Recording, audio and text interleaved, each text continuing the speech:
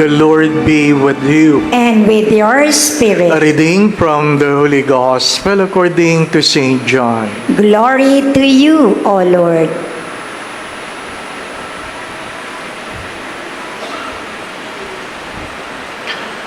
God so loved the world that He gave His only Son, so that everyone who believes in Him might not perish, but might have eternal life. For God did not send His Son into the world to condemn the world, but that the world might be saved through Him.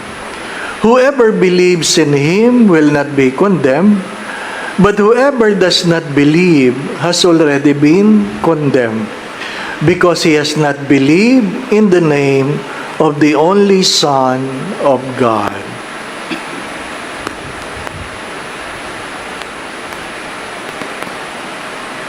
Brothers and sisters, the Gospel of the Lord. Praise to you, Lord Jesus Christ.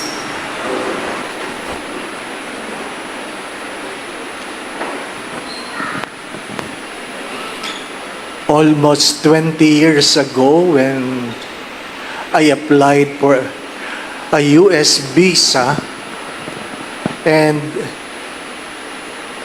among priests, we are comparing what are the questions being asked. And one priest who applied was asked to pray the Lord's Prayer in Latin. To pray the Lord's Prayer in Latin. And he said, "Can I sing it? Can I sing it?" Ano po? Parang bayang magiliw, no? Hindi mo ma-recite pero kaya mong kantahin. Ay di kinanta niya sa harapan ng konsul. Ano po? It so happened the question that was asked during my time, when it was my time, is in a short praise, you describe the Catholic faith. And it was so simple. We believe that the Father creates, the Son redeems, the Holy Spirit sanctifies. Nagkamali siya, yun ang subject na tinuturo ko. Ano po? And the other priest, ang tanong lang sa kanila, give me your favorite Bible passage or passages. And all the priests, if you ask, will always respond with John 3:16. For God so loved the world that He gave His only begotten Son. Whoever believes in Him, yun lang, ano po? At sabi ng konsul, ba't kayo mga pari, puro yan ang sagot? Ano po? It is not because it is the easiest to memorize, but it is the summary of the Scripture. If there is anything you can memorize, and the only thing you can memorize, John 3:16 is the summary. For God so loved the world that He gave His only begotten Son. Whoever believes in Him will not perish, but will have life eternal.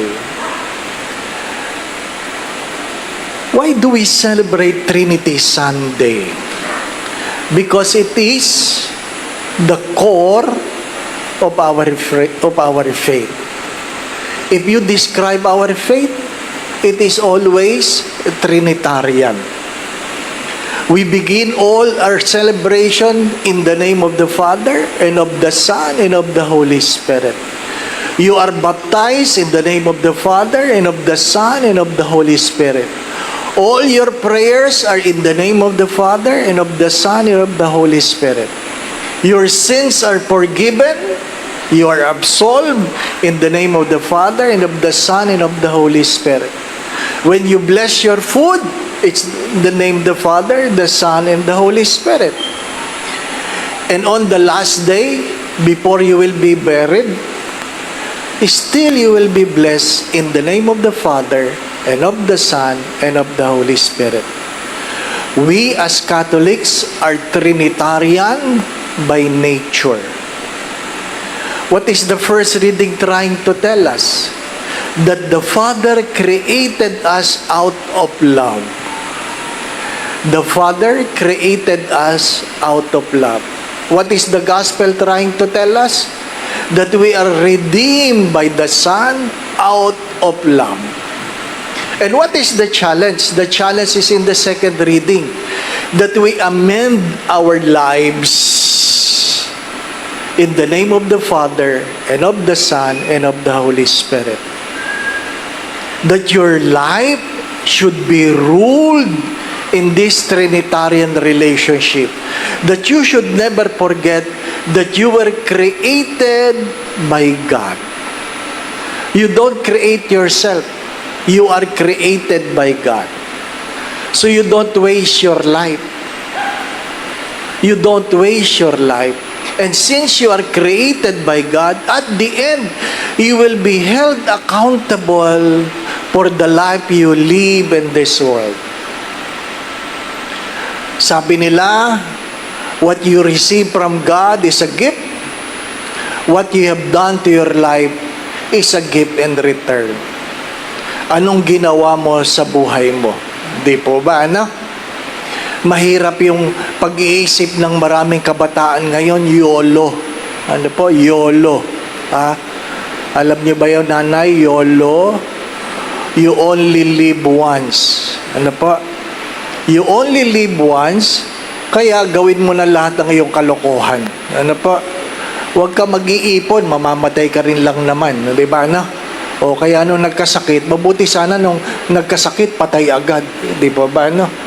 Ay na-hospital muna, walang inipon, di pa ba, no? Kasi panay ang frappuccino, di pa ba, no? Panay ang kape, ngayon pamatcha-matcha, di pa ba, no? Mga minamahal na mga kapatid, hindi tinatanong, tapos sasabihin, ba't kaya ako diabetic? Natural, di pa ba, no? We are a product of our choices. We are redeemed by God because we cannot save ourselves. No one among us can save ourselves. Even doctors cannot prevent you from dying. One of the pilgrims is a doctor, shared about his life. He was in the pedestal of his career. Bakit? Tinitingala ka sa galing mo. Tinitingala ka. Nag-doctorate ka sa ibang bansa. At pagbalik mo dito, talagang tinitingala ka. Pangalan mo pa lang, may presyo na. Di ba ba, no? Pag ni-request mo yan, yun na yan ang doktor mo, alam mo na kung magkano babayaran mo. Diba? May mga doktor na gano'n, ano po? Talo pang metro ng taxi. Di ka pa nasakay. May kwenta na. Di po ba? Pero nasabi niya, and suddenly, I got cancer. And everything crumbles. Everything crumbles. Can you imagine? Ang galing-galing mong doktor, hinahabol ka ng mga pasyente, ngayon bigla kang may cancer, ni wala kang magawa sa sarili mo. And he said, I was humbled by God. I was humbled by God. Ngayon, nagtitreat siya pro bono. Pro bono. Ano po? Mga minamahal na mga kapatid, kailangan bang ikaw ay datnan ng cancer bago katamaan? Di po ba, ano? Huwag mo nang antayin yun. Huwag mo nang antayin. Di ba? Sinasabihin mo, tigil mo na yung paninigarilyo. Ayaw. Nung nagka-cancer, sakay titigil. Wala na, may cancer na. Di pa ba, ano? Tigil mo yung pag-iinom. Ayaw. May cancer na. Sakay titigil, wala na. Di po ba, ano? Hindi natin hawak ang ating buhay. Hindi natin hawak ang ating buhay. Kaya nga sabi ng Diyos sa isang mayaman, ang sinabi niyang, puno ang aking kamalig, mag-iinom na lang ako, kakain na lang ako. Palalakihin ko ang aking kamalig sa dami ng aking ani. Di ba? Ano sabi ng Diyos sa kanya? You fool, I will take your life tonight. Nakakalimot ka eh. Nilikha ka lang ng Diyos at alam ng Diyos na ikaw ay nagkakasala, kaya din binigyan tayo ng tagapagligtas. Paano tayo maliligtas? Mabuhay na kalugod-lugod sa Diyos. And how are we going to do it? Even God provided the Holy Spirit to guide us. To guide us. But the sad story, many of us do not pray. Many of us do not pray. Marami sa atin pinapakisuyo ang panalangin. Ipagdasal mo naman ako. Ipagdasal mo naman ako. Di ba? Yung ganyang mentalidad, yung gusto mong ikaw ay pumayat, pero ang lakas mong kumain, naghahanap ka ng babayarang mag-i-exercise para sa iyo. Naintindihan niyo ba yun? Maraming ganyan ang mentalidad. Gustong pumayat, pero ang lakas kumain, naghahanap ng mababayarang mag-exercise para sa kanya. Aba, kahit anong exercise niya, siyang papayat, ikaw hindi. Naintindihan po ninyo? Ha? Mga minamahal naman, naikwento ko nga nung minsan. Kasi bumibili ako ng maintenance ko. Sabi nung isang chubby, chubby, wag daw gamitin yung mataba. Chubby, po? Chubby. Bumibili siya ng slimming tea. Nung pinapaliwanag na paano i-prepare, tapos sabi nung nasa drugstore, sabi, tapos mag-exercise ho kayo. Nagalit. Sabi niya, iinom na ako niyan, mag-exercise pa ako. Mahirap, no? Mahirap. Palagi ko yung sinasabi, may kinakain kayong a moment in your lips, forever in your hips. Ha? Mga minamahal na ang sarap. Di ba, no? Ang sarap ng chocolate. A moment in your lips, forever in your hips. Di ba ba, no? Tapos sasabihin mo, ba't ang bigat ko? Ha? Yung aming kapatid, reklamo ng reklamo, ang taba niya, taba ko. Ano po, ang bigat ko. Sabi ko, paano ka bibigat? Ha? Mali ang timbang mo. Sabi ko, para hindi ka mabigat, humiga ka. Tapos itaas mo ang paa mo. Tapos ipatong mo ang timbangan. Oh, di magaang ka, di po ba? Yeah. Matagal niya ako hindi kinausap. Ano ibig ko sabihin? Some of our problems are self-inflicted problems. Some of our problems is a product of our own doings. Mga minamahal na mga kapatid, kaya nga, kailangang ipaalala sa atin ng Diyos na ikaw ay nilikha, hindi ka tagapaglikha. Learn to pray. As Saint Ignatius of Loyola have said, pray as if everything depend on God, but work as everything depend on you. Kung magdadasal ka, lubusin mo ang pagdadasal na tanging Diyos lamang ang makakatulong. Pero magtrabaho ka na tanging ikaw lamang ang makagagawa niyan. Di po ba, ano? Ha? Kaya nga, patawarin ako doon sa mga lumalapit, Father, pray over mo naman ako, kukuha ako ng board exam. Palagi ang tanong ko, nag-aral ka ba? Hindi ba? Hindi pwedeng puro pray over. Ano po?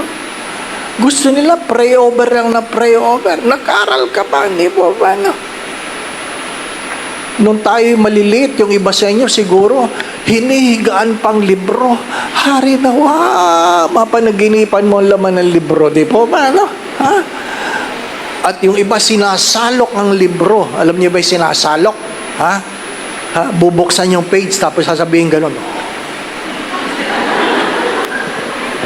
Hari Noah pumapasok, ano po ba? Akala natin ganun ang buhay. Hindi. Tumanda na lang tayo, hindi tayo natuto, di po ba? Ano? Maiksi lang ang buhay. Maiksi lang, mga kapatid. Ang buhay ay parang relo. Ano ibig ko sabihin? Kumilos ka o hindi, ang relo ay tumatakbo. Hello? Kumilos ka o hindi, ang relo ay tumatakbo. Hindi ka niya naaantayin. Huwag niyong kakalimutan yan. Ano man ang hindi niyo ginagawa ngayon na dapat yung gawin, gagawin niyo pa rin yan bukas. Kaya, gawin mo na ngayon. Di po ba, ano? Gawin mo na ngayon. Sapagkat hindi mo alam kung nandun ka pa bukas. Di ba? Huwag mong ipagpapabukas ang pwede mong gawin ngayon. Nakakasawa yung katuruan na yun, ano? Kasi maliit ka pa, narinig mo na yun eh. Pinapaalala pa ni Father, di ba? Mga minamahal na mga kapatid, look at your life, examine your life.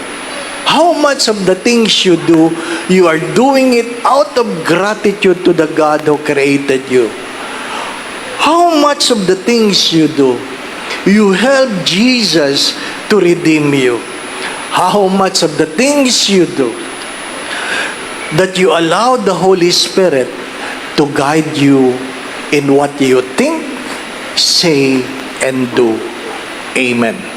The shortest and the most powerful prayer you can say is to invoke the Trinity. Marami sa atin nakaugalian ito na pag dumadaan sa tapat ng simbahan, nag-aantanda. Di po ba, anak? Kahit ano simbahan yan. Kahit aglipay, kahit basta lang, ano po. But you forget to say the prayer. Ano po? Sa tapat ng simbahan, you say, bless me in the name of the Father, and of the Son, and of the Holy Spirit. Or you say, glory be to the Father, and to the Son, and to the Holy Spirit. You see a sick person, you can say, heal him, O Lord, in the name of the Father, and of the Son, and of the Holy Spirit. You don't have to memorize long prayers. Before you eat, you can say, bless this food in the name of the Father, and of the Son, and of the Holy Spirit.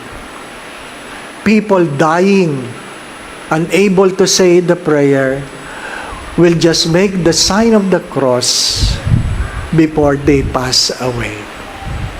My dear friends, this is our belief, and this should be our way of life. Trinitarian and nature. The Lord be with you. And with your spirit. And may Almighty God bless you and your family in the name of the Father, and of the Son, and of the Holy Spirit. Amen. The Mass has been offered. We go in peace to love and serve the Lord. Thanks be to God.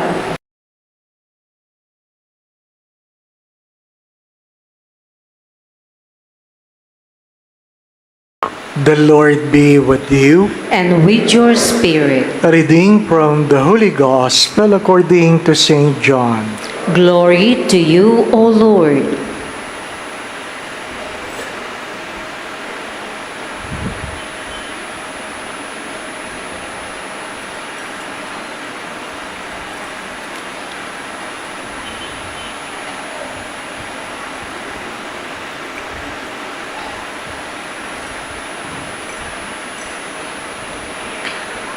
God so loved the world that He gave His only Son, so that everyone who believes in Him might not perish, but might have life eternal. For God did not send His Son into the world to condemn the world, but that the world might be saved through Him. Whoever believes in Him will not be condemned, But whoever does not believe has already been condemned, because he has not believed in the name of the only Son of God.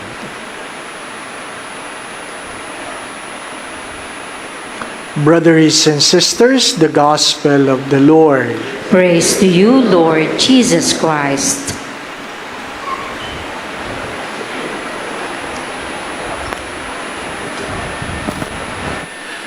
This morning, I was given a chance to preside in one of the Fiesta Masses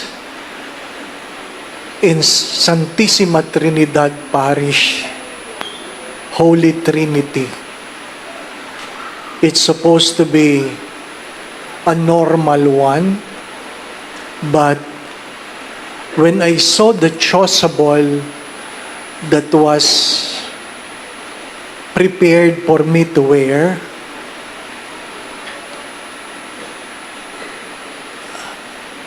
I confess I find it difficult to celebrate the Eucharist knowing that the chasuble I will be using was the chasuble that was used by the late Pope Francis when he celebrated the Mass in Luneta. Relic na yun. So hindi ka pwedeng pa-slouch. Ano po? Kasi alam mo yung ginagamit mo, hindi ordinaryong damit. Ordinaryong damit. I was so stiff all throughout the Mass. But after the Eucharistic celebration, it dawned on me. If you know the significance, the importance of things that are given to you, only then you're able to value them. Only then you're able to value them. There are things our parents valued, but we don't. May mga bagay na pinahahalagahan ng ating mga magulang na murang-mura lang at hindi natin pinapahalagahan kasi hindi naman natin alam ang kwento. Hindi po ba, ano? Kaya nga, pag namatay ang mga magulang, kadalasan yung mga gamit nila pinamimigay natin. Hindi naman sinusuot ng mga anak yung mga damit na magulang. Hindi po ba, ano? Pero nagtataka ka, ang daming mga lumang relo, lumang gamit, kung ano-ano, na tinago ng iyong magulang dahil merong sentimental value. Ang halaga ng isang bagay ay dahil sa kwento na kaakibat nito. But how many among us really valued our lives, knowing that there is no other person created the same as you. You are created uniquely alone. Sabi nila, according to the study, if you are patient enough to go around the world, maximum, you will find 7 people that looks like you. 7 people. Ano po? Kamukha mo. Ha? Kung makikita mo, di po ba, no? But, you are uniquely created. Wala nang ibang katulad mo. Wala nang susungit na katulad mo. Ikaw lang yun. Ano po? Wala nang magiging kuripot maliban sa iyo. Di ba? Name it. Wala nang gagaling, wala nang papalpak maliban sa iyo. Even though we are more than 1 billion already, walang nauulit. Walang nauulit. Guni-guni lang yun. Nasasabi nila, siguro noong unang panahon, prinsipe ako. Di ba, ano? May nagsasabing ganyan. Siguro, noong una, hari ako. Noong una, Di ba? May mga nagsasabing ganyan. Pero walang nagsasabi, siguro nung una langaw ako. Di pa ba na? Ha? Buhaya ako. Di pa ba na? Wala. You are uniquely created. If you know that you are created uniquely, then you should be valuing yourself. Because Jesus saves us individually. If you are uniquely created, then you are saved individually. Not by group, not by family, not by community. You are individually saved. And one way of saying, Christ died for you personally. Bakit ko sinasabi ito? Kasi nakakalimutan nating pahalagahan ng ating mga sarili. Konting problema lang, suko agad. Di po ba, no? Konting problema lang, reklamo agad. Di ba?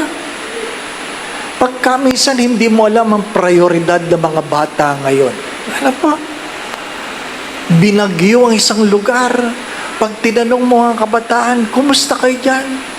Walang kuryente. O kumusta kayo? Hindi makapag-charge ng cellphone. Cellphone lang. Cellphone lang. Kaligayahan. Di po ba, no? Mga minamahal na mga kapatid. Yung iba naman, pabayang-pabaya. Kasi mga kabataan ngayon, ang sinasabi nila sa sarili nila, YOLO. YOLO. Hindi nila alam, yung mga lolo at lola, hindi nila alam yung YOLO. Ang alam lang ng lolo at lola, YOYO. Diba, ano? YOLO. You only live once. Can you imagine, you know that you only live once, and yet you take your life for granted. Hindi naman mauulit yan. Life is like a clock. Parang relo ang buhay. Kumilos ka o hindi ka kumilos, ang relo hindi tumitigil. Kung ayaw mo huminga, tuloy pa rin ang relo. Di po ba, no? Hindi ka antayin ng oras. Maiksi lang ang buhay. Tumatanda ka kahit pagulong-gulong ka lang. Di po ba, no? Kailangan mong kumilos. Ang Diyos ay kumilos. Sa ating pagdiriwang ngayon, pinapaalala sa atin, it is the Father who creates, it was the Son who redeems, and it is the Holy Spirit who sanctifies. Ang Diyos ay kumilos at patuloy na kumikilos. If you understand this, in everything that we do, we begin our celebration in the name of the Father, and of the Son, and of the Holy Spirit. If you go to confession, you will be forgiven in the name of the Father, and of the Son, and of the Holy Spirit. All of us were baptized in the name of the Father, and of the Son, and of the Holy Spirit. And we will be buried in the name of the Father, and of the Son, and of the Holy Spirit. Our faith evolves and revolves in the Trinitarian relationship of God. Nilikha ka ng Ama, iniligtas ka ng Anak, patuloy kang pinababanal ng Espiritu Santo. Kahit ayaw mo. Kahit ayaw mo. Dahil umaasa ang Diyos na magbabagong buhay ka. Naway makapiling ka ng Diyos sa langit. Makapiling ka. Mga minamahal na mga kapatid, sabi nga ng isang manunulat, the people who says they are an atheist, who deny the existence of God, are people who don't really believe in God. They simply want to believe other things. Di po ba, no? Talaga namang naniniwala ka sa Diyos. Ayaw mo lang managot. Feeling mo, hindi ka mananagot. Mananagot ka. Mananagot ka. Di ba? Mahirap yung hindi ako naniniwala sa Diyos. Hindi ako naniniwala sa Diyos. Tapos madidisgrasya, Diyos ko, Diyos ko, Diyos ko. Di ba? Hindi ka naniniwala sa Diyos. Paano yung tawag mo sa Diyos? Di po ba? Ano? Ha? Pag nasusunog yung niluluto mo, Diyos ko, Diyos ko. Wala kang tinawag kundi Diyos ko. Di po ba? Ano? My dear friends, my brothers and sisters, we cannot exist without God. And it's good to understand this, that we are all given a chance to live a life that at the end, it will merit us eternal life. Kaya nga ano sabi ni St. Ignatius of Loyola? Pray. Pray as everything depend on God, but work as if everything depend on you. Kung ano man ang iyong ginagawa, gawin mo ang lahat ng iyong makakaya para maabot mo ang iyong pangarap at ipagdasal mo na hari nawa, pagpalain ng Diyos ang iyong pagsusumikap. Di po ba, no? Kaya hindi pwedeng, Father, bless mo naman ako, kukuha ko ng board exam. Ang palaging tanong ko, nag-aral ka ba?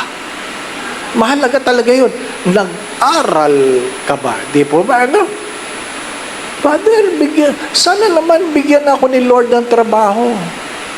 Nag-a-apply ka ba? Nagdadasal ako. Ano ka? Ha? Yun nga nag-a-apply, di makakuha ng trabaho, yun nakahiga pa. Di po ba, ano? Kaya sabi, Nay, Ma, nanaginip ako, sumahod na daw ako. Oh, grabe. Matulog ka anak uli, para alam mo kung magkano sinahod mo, di po ba, ano? Ang problema doon, paggising mo, hindi mo mabibili yung napagdinilipan mo, di po ba, ano? Ha? Ang pananampalataya natin ay may kaakibat na responsibilidad. Do not forget that. If you want to go to heaven, you have to do it by choice. It's like good health. If you want to be healthy, it is by choice. It is by choice. Hindi pwedeng ikakain mo lahat ang gusto mo at maghahanap ka na mag-e-exercise para sa iyo. Di ba ba, no? May mga taong ganun eh. Di ba, no? Kakain siya tapos, pwede ba ikaw mag-exercise para sa akin? Ano kinabukasan mo? Di ba ba, no? Ha? A moment in your lips, forever in your hips. Di ba ba, no? Alam mo naman yun. Yung konti lang. Oh. Yung 100 kutsarita, isang planggana yun, di po ba? No? Dahil ayaw nating maging responsable. If God was responsible for us, can we not be responsible for ourselves? You tell your children, you ask your children, my dear parents, you will not be here forever. You will not be here forever. Kung palagi niyong ipinagtatanggol ang inyong mga anak sa kanilang mga kalokohan ngayong sila'y mga bata, pagtanda nila, maghahanap kayo ng abogado magtatanggol sa kanila. Sapagkat hindi habang panahon nakakalusot sa kalokohan. Hindi po ba, ano? Hindi. Huwag niyong kakalimutan yan. May panahon para sa lahat. Di po ba, no? Pero, kaya pag ikaw ay masakit-sakit ng tuhod, pagtanda mo, ganun talaga. Masarap kumain ng buto-buto, di po ba, no? Sumisikip-sikip ang dibdib, ganyan talaga. Masarap ang taba, di po ba, no? Lalong-lalo na yung tabang nanginginig pag nilagay mong ganyan, no? Oh, sumasayaw-sayaw. Oh, ang sarap nun. Ano po? Yung pagsubo mo, parang sinisip-sip-sip-sip mo na lang. Ay, pasok agad sa ugat. Di po ba, ano? Ha? At pag pinagsabihan mo, yung mga magulang mo, bawal yan. Ano sagot? Konti lang. Pag sinabi mo na yan, matanda ka na. Oo. Pag pinagsabihan ka, kuya, bawal yan na. Konti lang. Matanda ka na. Ibig sabihin nung malapit ka nang mamatay. Di po ba? Ayaw nyo makinig eh. Ayaw nyo makinig. Ha? Kausap ko lang ang doktor. Ano po? Ang problema ngayon, Father, yung mga pasyente, ang tigas ng ulo. Ang tigas ng ulo. Di ba? Pag pinagbawalan mo, iiwanan ka. Maghanap ng ibang doktor. Di ba? Kasi ayaw maging responsable. Pero saan nila natutunan yan? Nung college. Pag nag-enroll sila, terror yung teacher, maghahanap ng ibang teacher. Di ba, ano? Tapos sasabihin nyo, ba't kaya ganito ang buhay ko? Ano pa? Mga minamahal mga kapatid, be responsible. The Trinitarian aspect of our prayers reminds us to be responsible. Kaya para walang away, sinasabi ko sa mga anak, huwag nyo nang pagbawalan ng inyong mga magulang kumain ng bawal. Hello? Huwag, hayaan nyo na. Dagdagan ninyo ang gusto niya. Ano po? Bigay nyo. Nay, gusto mo pa? Nay, oh, yan. Oo. Until ma-realize niyang pinapatay mo siya. Di po ba, ano? Oo. Kasi hindi talaga nakikinig eh. Di po ba, ano? Hindi talaga nakikinig. Wala yung pinagkaiba. Magdasal ka, ayaw magdasal. Magtrabaho ka, ayaw magtrabaho. Gusto lang, nakatiwangwang. Di po ba, ano? Pabuka-buka ka. Sorry for the words. Di po ba? Nag-aantay. My dear friends, my brothers and sisters, again, the Trinitarian dimension of our faith invites us to be responsible with our lives. Kahit gaano kayo kamahal ng ibang tao, pag kayo naghingalo, kayo lang yun. Ano pa? At pag kayo namatay, huwag kayo maniwala, walang sasama talaga sa inyo. Ano pa? Hindi totoo yung sasama ko. Utot mo. Ilang taon na akong pari, wala talagang sumama. Ano po? Wala talaga. Bago nga ilibing, sinasabi ko na, kung sino sasama, magpalista na para wala nang gulo sa libing. Ano po? Wala. O yung mga gustong sumama sa rapol, kung sino unang mamamatay, kasunod nito, pumirma doon sa guestbook. Wala nang napirma. Ano po? Ngayon, ayaw nang pumirma ng mga tao. Bakit? Kasi sabi ni Father Dave, nararapol daw yan. Ano po? Di ba? Bakit pag mananalo, gusto natin ng raffle, no? Napansin niya ba yun? Nakita mo lang yung price na malaking TV. Kahit hindi ka bumili ng ticket, iniisip mo na, paano mo iuwi yung TV? Hindi ka naman bumili ng ticket, di ba, no?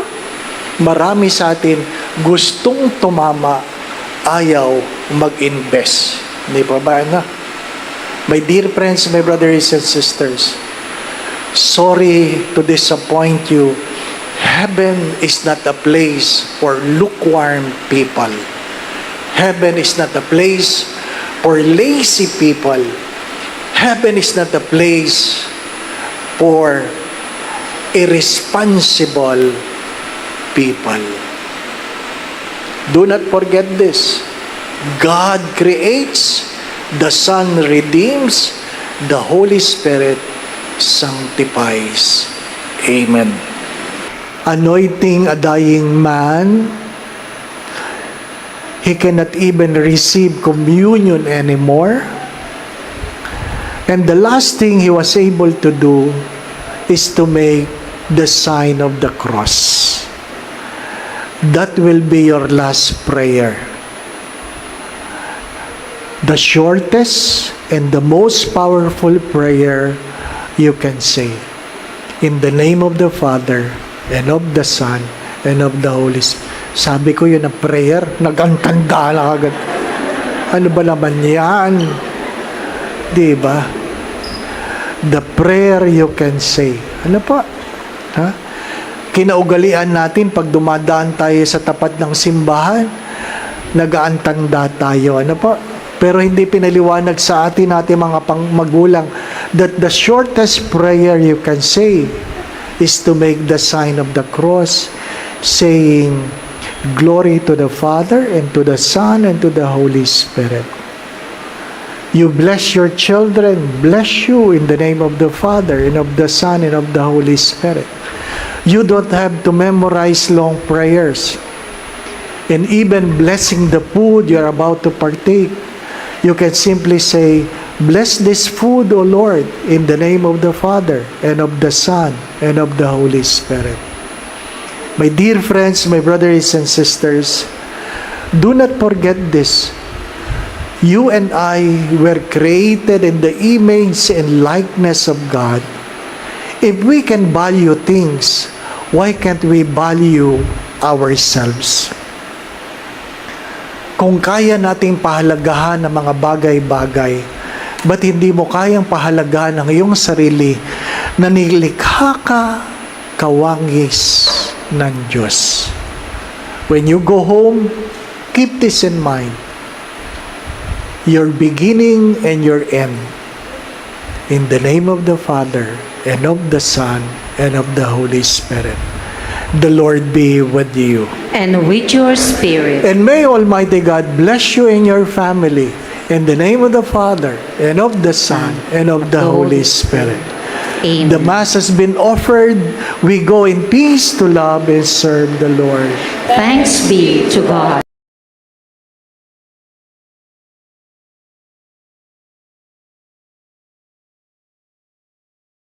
The Lord be with you. And with your A spirit. reading from the Holy Gospel according to Matthew. Glory to you, O Lord.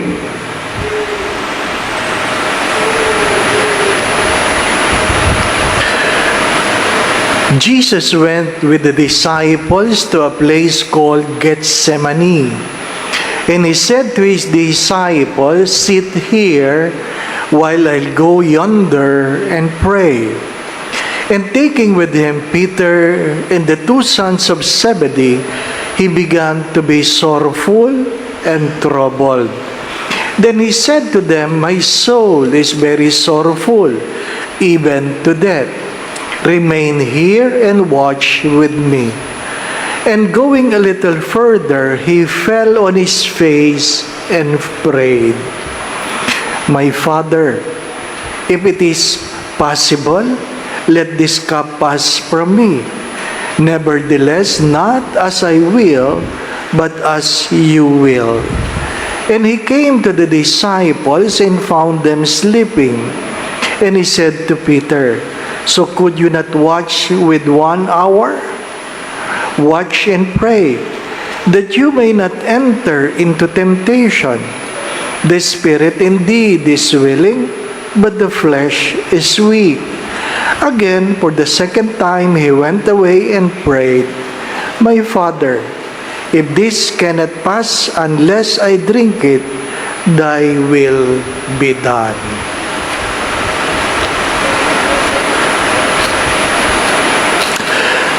Brothers and sisters, the Gospel of the Lord. Praise to you, Lord Jesus Christ.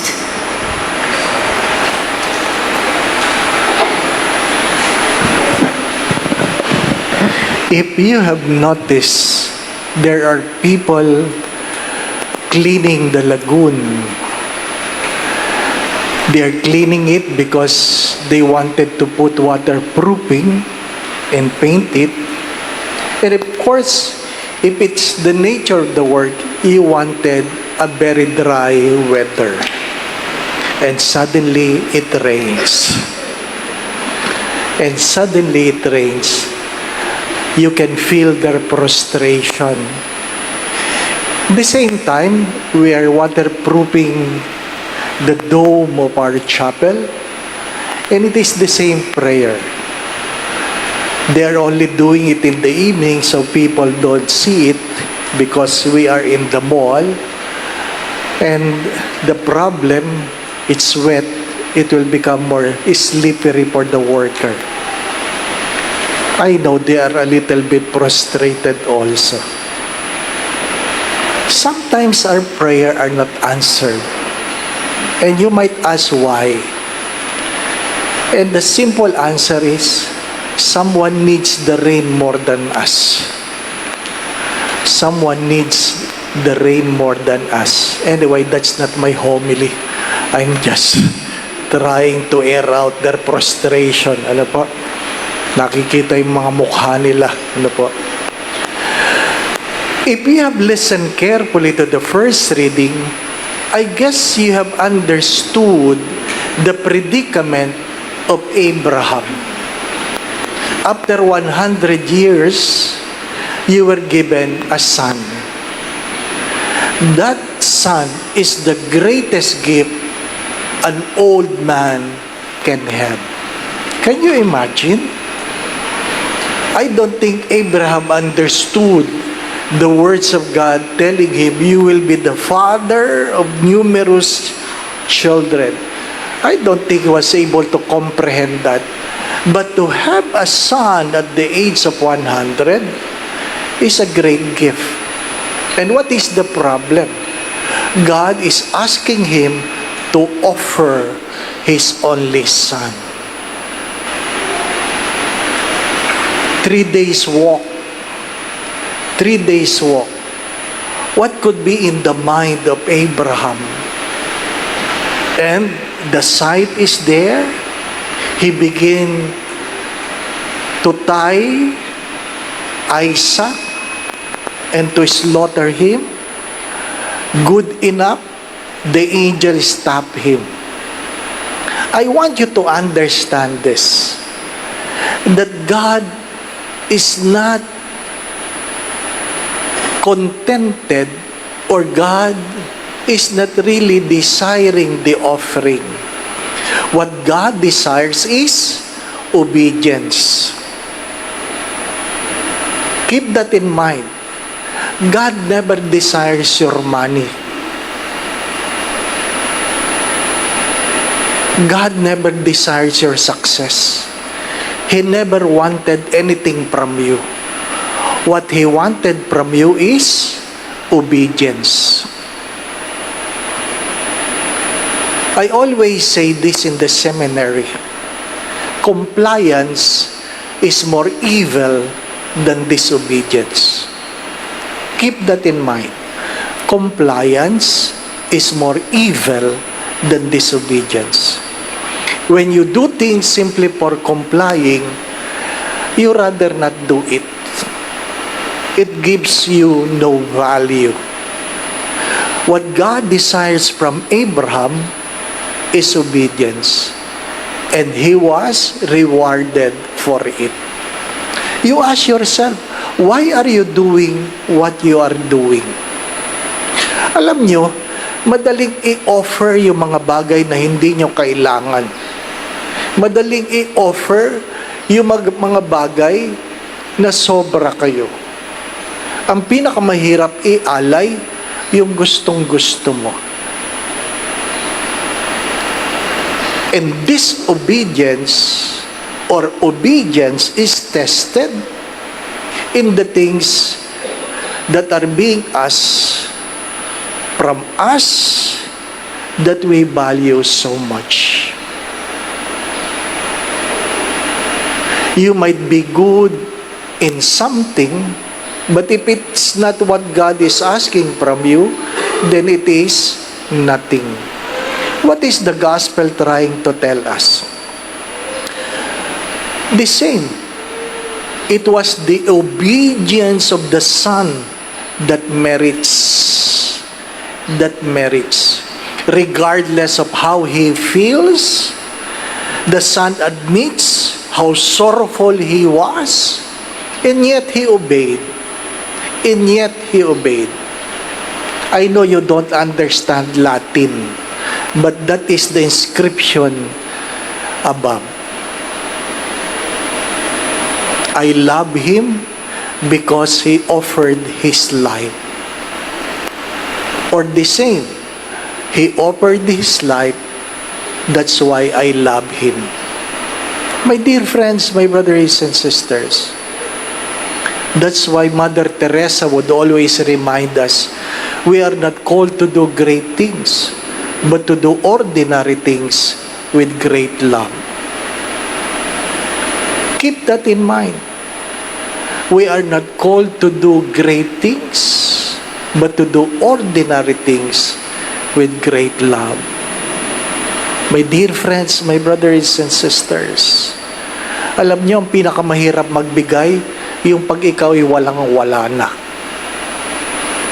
Kaya nga, palagi nating sinasabi yan, nagbibigay ako hindi dahil meron akong sobra, kundi dahil alam ko ang pakiramdam ng walang-wala. It is what is in your heart that matters. It is what in your heart matters. So whatever you do, whether you pray, whether you serve, whether you do something for others, ask the question, are you doing this out of love or simply compliance? Do not forget, compliance is more evil than disobedience. Amen. Going back to what I've said, again, my brothers and sisters, imagine this. If Jesus decided on how he feels, perhaps up to now, we are still waiting for our salvation. Do not forget this. Emotions are temporary, decisions are permanent. Emotions are temporary, decisions are permanent. You never decide regarding how you feel. Remember Abraham, remember Jesus. You decide based on the will of God. You can never be wrong in obedience, as Saint Thomas of Aquinas have said. And perhaps it is good to be reminded of what? If you lose money, you lose nothing. If you lose your health, you lose something. But if you lose your character, you have lost everything. The Lord be with you. And with your spirit. And may Almighty God bless you and your family, the Father, the Son, and the Holy Spirit. Amen. The Mass has been offered. We go in peace to love and serve the Lord. Thanks be